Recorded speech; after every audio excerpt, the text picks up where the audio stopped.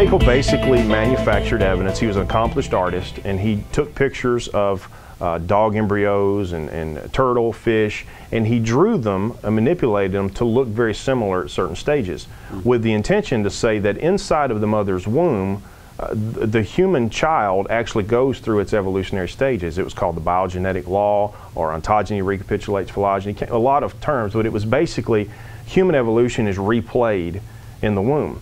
And that depending on how far along it is in that 9-month period, it may not be fully evolved yet. So, and that was taken, whether it was Benjamin Spock in his child rearing book, where he actually referred to the human child developing from a single cell up to having, they actually popularly said that a human child had gills like a fish, which we know that's not true. It was just folds of skin, but it dehumanized the child.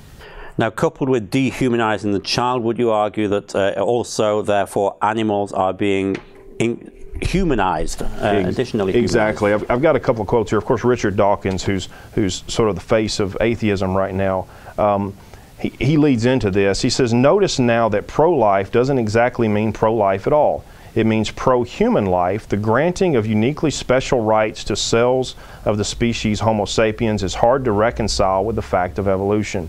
The humanness of embryo cells cannot confer upon it any absolutely discontinuous moral status." So what Dawkins is getting at is really what, if evolution is true, it would be correct, that mankind and animals are equal. They have an equal moral status or an amoral status. So if it's all right to get rid of spare kittens, it's okay to get rid of spare babies. I mean, everything about that quote horrifies me. The only thing I can say who holds on the power and who's going to decide? Yep. The only thing I can say on that is that, in a sense, at least he is being consistent with his evolutionary view, and this is the point that we're making on this show.